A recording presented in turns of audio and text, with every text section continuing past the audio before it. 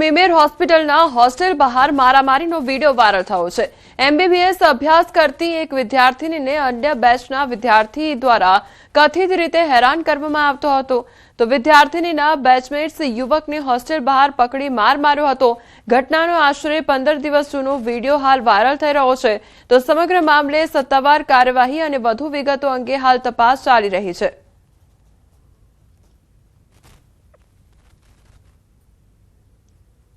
રાજકોટમાં 15 વર્ષીય સગીરા સાથે દુષ્કર્મના આક્ષેપમાં પોલીસે આરોપીની ધરપકડ કરી છે તો ફરિયાદ મુજબ કેટરર્સમાં કામ કરતી સગીરાને આરોપીએ પ્રેમજાળમાં ફસાવી જુબેલી ચોક પાસેની ઓફિસમાં લઈ ગયો હતો અને તેની મરજી વિરુદ્ધ 4 વખત દુષ્કર્મ આચર્યું હતું। સગીરાને અને તેના પરિવારને જાનથી મારી નાખવાની ધમકી પણ આપતો હતો તો પરિવારની ફરિયાદ બાદ થોરાળા પોલીસે પોક્સો સહિતની કલમો હેઠળ ગુનો નોંધી સગીરાનું મેડિકલ ચેકઅપ કરાવ્યું છે તો પોલીસે આરોપીનો મોબાઈલ જપ્ત કરી એફએસએલ તપાસ માટે મોકલ્યો છે અને સમગ્ર મામલે વધુ તપાસ હાથ ધરી છે।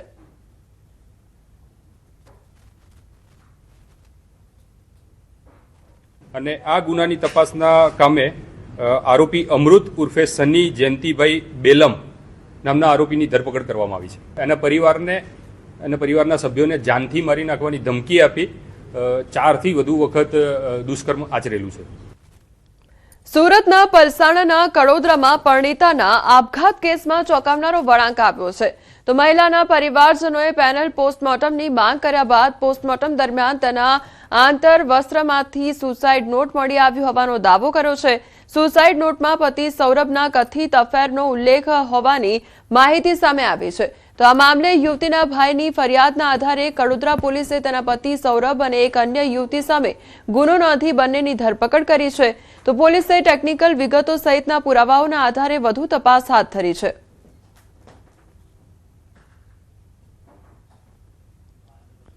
એ લોકોના એવો આક્ષેપ હતો કે એમની જે આ બેન છે એના લગ્ન 2 વર્ષ અગાઉ જ અહીંયા સૌરભસિંહ નામના વ્યક્તિ સાથે કરેલા હતા અને એમના માનસિક શારીરિક ત્રાસ હતો। એ સૌરભસિંહ જે છે એમને અન્ય સ્ત્રી સાથેના સંબંધો હતા। એમના જે મરણ જનાર બેન છે એમના પતિ સૌરભસિંહ તથા એમના જેમની સાથે સંબંધ છે જેમાં એમના બ્રધરે જે નામ લખાયું છે ઈશિકાબેન નામના સ્ત્રી છે એમ બંને વિરુદ્ધ ધોરણસર ગુનો દાખલ કરવામાં આવેલો છે અને હાલ આગળની તપાસ અમો જાતેથી ચલાવી રહેલ છીએ।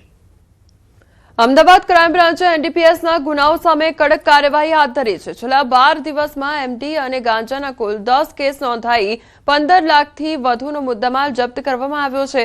2 મુખ્ય કેસમાં આરોપી મોહમ્મદ સદાબ અને હિરેન ઉર્ફે કાળિયો ભટ્ટની ધરપકડ કરવામાં આવી છે તો હિરેન પાસેથી 38 ગ્રામ ગાંજો મળી આવ્યો હતો અને તપાસમાં તે રહીમ અંસારી પાસેથી ગાંજો મેળવતો હોવાનું સામે આવ્યું છે જ્યારે બાપુનગરના રહેવાસી મોહમ્મદ સદાબ પાસેથી 2.51 કિલો ગાંજો મળી આવ્યો હતો। સદાબ આ ગાંજો મોહમ્મદ જુનેદ પાસેથી લાવતો હોવાનું સામે આવ્યું છે અને જુનેદને ડ્રગ્સ કોણ સપ્લાય કરતું હતું તે અંગે પોલીસે વધુ તપાસ શરૂ કરી છે। 12 દિવસમાં આજ દિન સુધીમાં કુલ 10 કેસ કે જેની જે ડ્રગ્સ પકડાયું છે એમડી અને ગાંજા એ બંનેની કિંમત લગભગ 15 લાખથી ઉપર થવા જાય છે। એ 1.5 લાખથી વધુની કિંમતનું છે અને એનો જે આરોપી જે છે હિરેન ઉર્ફે કાળિયો ઉમેશ કુમાર ભટ્ટ જે રાણી અંબિકાનગર સોસાયટી ખાતે એ ત્યાં હાજર હતો અને બાતમી આધારે એને પકડવામાં આવેલો છે। અમદાવાદના બોપલ વિસ્તારમાં કેન્દ્રીય ગૃહમંત્રી અને ગાંધીનગરના સાંસદ અમિત શાહે લોક દરબાર યોજી સ્થાનિક રહીશોની સમસ્યાઓ સાંભળી હતી અને બોપલની બીકેએમ સ્કૂલ ખાતે યોજાયેલા આ કાર્યક્રમમાં મુખ્યમંત્રી Bhupendra Patel, AMC commissioner, police commissioner, collector સહિતના વરિષ્ઠ અધિકારીઓ પણ હાજર રહ્યા હતા। તાજેતરમાં જ ભારે વરસાદ બાદ બોપલ, ગુમા, શેલા અને આંબલી વિસ્તારોમાં સર્જાયેલી પાણી ભરાવાની સમસ્યા મુખ્ય મુદ્દો રહી હતી તો રહીશોએ પાણીના નિકાલ, ડ્રેનેજ, નર્મદાના પાણી, road, sports complex, swimming pool, oxygen park અને તળાવોના વિકાસ સહિતની વિવિધ રજૂઆતો કરી હતી। આ દરમિયાન અમિત શાહે મહત્વપૂર્ણ નિવેદન આપતા કહ્યું કે આગામી ચૂંટણી પહેલા એવી વ્યવસ્થા કરવામાં આવશે કે પછી 30 ઇંચ વરસાદ પડે તો પણ સોસાયટીઓમાં પાણી ન ભરાય। તેમણે સ્વીકાર્યું કે આ વખતે પડેલા અસામાન્ય વરસાદને કારણે અગાઉનું આયોજન અપૂરતું સાબિત થયું હતું પરંતુ હવે વધુ સક્ષમ આયોજન કરવામાં આવશે તો નર્મદાના પાણીના મુદ્દે પણ અમિત શાહે ખાતરી આપી કે બોપલ, શેલા અને આંબલી વિસ્તારોમાં આગામી 6 મહિનામાં નર્મદાનું પાણી પહોંચાડવાની વ્યવસ્થા પૂર્ણ કરવામાં આવશે તો સાથે જ સ્થાનિક સમસ્યાઓના ઉકેલ માટે સોસાયટીના ચેરમેનો સાથે અલગ બેઠક યોજી તમામ રજૂઆતો પર કાર્યવાહી કરવાની ખાતરી પણ આપી હતી. હું બીજી વાર મત લેવા આવીશ પહેલા 30 ઇંચ વરસાદ આવે તો તમારા ઘરમાં પાણી ના આવે એવી વ્યવસ્થા કરો.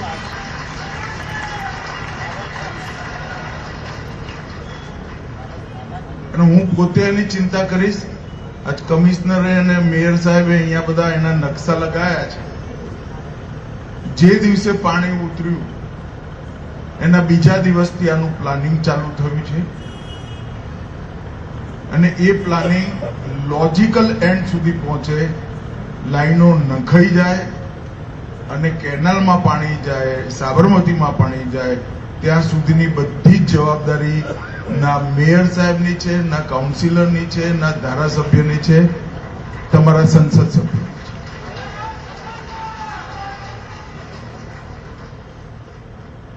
તમારો ને મારો સંબંધ એક વરસાદનો નથી. પહેલા ધારાસભ્ય અને પછી સંસદ સભ્ય.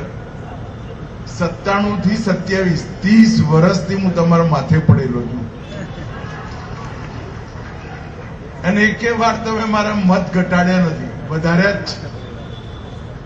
ક્યારે આ બાજુની પેટીઓ ખુલે એટલે કોંગ્રેસે કશું લેવાનું જ ના હોય, બધું જ કમળ જ કમળ. નર્મદાના પાણીની પણ વાત કરી.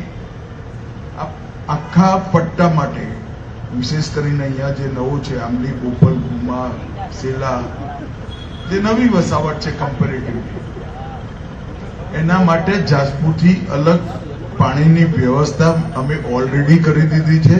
બધાને શહેર જેટલું જ નર્મદાનું પાણી વધુમાં વધુ 6 મહિનામાં પહોંચતું થઈ જશે. ગટરની પણ વ્યવસ્થા કરી છે અને હવે વરસાદી પાણીની વ્યવસ્થા પણ અમે નિશ્ચિત રૂપે કરી દઈશું.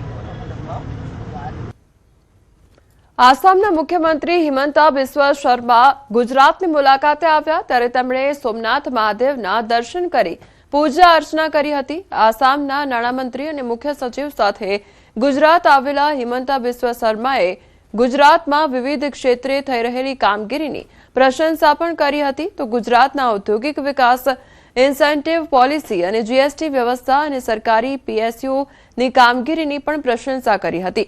તેમણે ગુજરાતના મોડલને આસામ માટે પ્રેરણારૂપ ગણાવ્યું હતું. સાથે જ આસામમાં બની રહેલા સેમિકન્ડક્ટર પ્લાન્ટની માહિતી આપતા કહ્યું કે પ્લાન્ટ શરૂ થયા બાદ દરરોજ અંદાજે 48 લાખ ચીપનું ઉત્પાદન થવાની શક્યતા છે.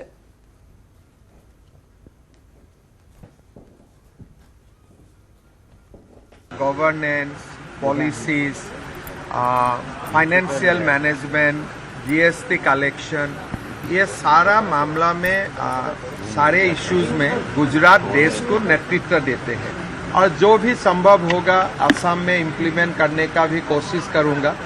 और हमारे जो सेमीकंडक्टर ओसाड है ये भी और दिसंबर महीना में इनोग्रेशन हो भी जाएगा. 48 मिलियन चिप्स बनेगा पर डे. तो लेकिन मुझे बहुत कुछ सीखना था तो मैंने आज 2-3 घंटा बैठा और कुछ सीखने का प्रयास किया. સમાચારમાં આગળ વાત કરીશું મહાવિનાશક પૂર વિશે.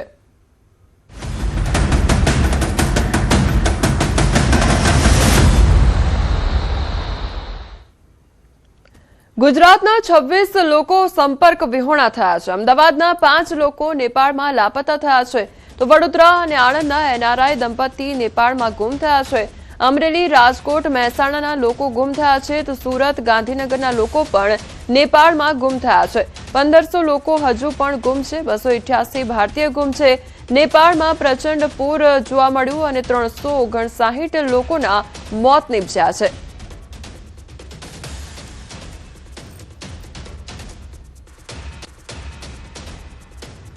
નેપાળ ભયાનક પૂરની અસર હવે ભારતમાં પણ જોવા મળી છે. ઉત્તર પ્રદેશના કુશીનગરમાં પૂરની અસર વર્તાઈ છે. કુશીનગરમાં નદીમાંથી 4 મૃતદેહો મળી આવ્યા છે તો મહારાજગંજમાં નારાયણી નદીમાંથી 4 મૃતદેહો મળી આવ્યા છે. મૃતદેહોમાં 3 મહિલા અને 1 પુરુષનો સમાવેશ થાય છે. નેપાળથી કાટમાળનો ભારત તરફ સતત પ્રવાહ જોવા મળી રહ્યો છે. મૃતદેહોની ઓળખ હજી સુધી થઈ શકી નથી. નદી કિનારે ન જવા માટે તંત્ર તરફથી લોકોને અપીલ પણ કરવામાં આવી રહી છે.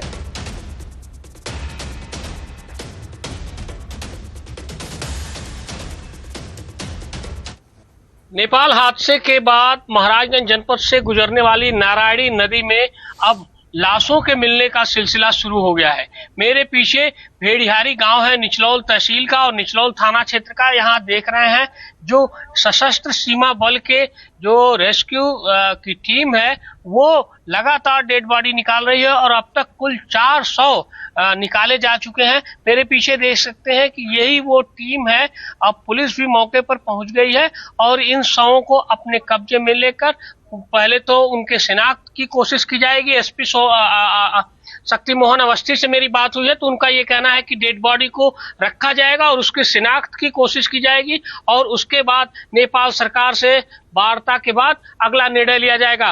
तो अब नारायणी नदी में जो त्रिशूली और जो वहां पे बड़ी घटना हुई थी, जो त्रासदी हुई है, उसके बाद से यहाँ पर बड़ी संख्या में मलबा, लकड़ी, जो घरेलू सामान जो वहाँ नुकसान हुए हैं वो इस नदी के साथ बहते बहते लाशें भी अब बहकर आने लगी हैं. पशुओं के शव भी बड़ी संख्या में आ रहे हैं. तो अभी तक कुल 400 बरामद किए जा चुके हैं जिसकी जो कागजी खानापूर्ति होती है वो किया जा रहा है. मेरे पीछे देख सकते हैं कि यही वो वैन है जिसमें डेड बॉडीज को भेजा जाएगा और पोस्टमार्टम और जो भी प्रक्रिया आगे की होगी वो किया जाएगा. मेरे साथ एसएसबी के अधिकारी हैं. सर, कितनी डेड बॉडीज अब तक बरामद की जा चुकी है? अभी तक टोटल 4 डेड बॉडी रिकॉर्ड कर चुके हैं सर.